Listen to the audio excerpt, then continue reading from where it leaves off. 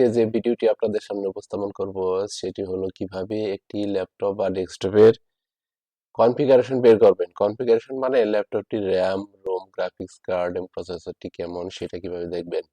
আর এটি দেখতে হলে খুবই সহজ একটি সিস্টেম, খুব অল্প সময়ে এটি পারবেন। আর এটি পারার জন্য আপনাকে অবশ্যই যে কাজগুলো করতে হবে সেটা আজকে দেখাই দেবো। আর প্রিয় বন্ধুরা, যদি আজকে আমার একটি ভিডিওটি ভালো লাগে তাও অবশ্যই সাবস্ক্রাইব করে পাশে থাকবেন। তো আমরা প্রতিটা ল্যাপটপ ডেস্কটপের কর্নারে দেখবেন একটি অপশন আছে, দিস পিসি।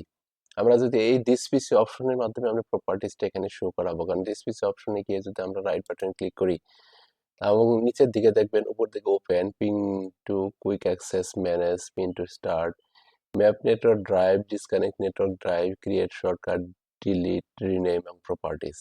তো এখানে আমরা যে অপশনটাতে যাব সেটা হলো প্রপার্টিস, এবং এই প্রপার্টিস এর মাধ্যমে আমরা একটা ল্যাপটপের তার যে কনফিগারেশন সেটা আমরা দেখতে পারবো। এবং কনফিগারেশন হলো RAM, ROM, processor, SSD, generator, এগুলোর জেনারেশন পুরোটাই। তো আমরা এই প্রপার্টিসে কার্সরটি রেখে যদি রাইট বাটন ক্লিক করি, রাইট বাটন ক্লিক করার সাথে সাথে দেখুন আমাদের নতুন একটি পপ আপ বা উইন্ডোজ চলে এসেছে।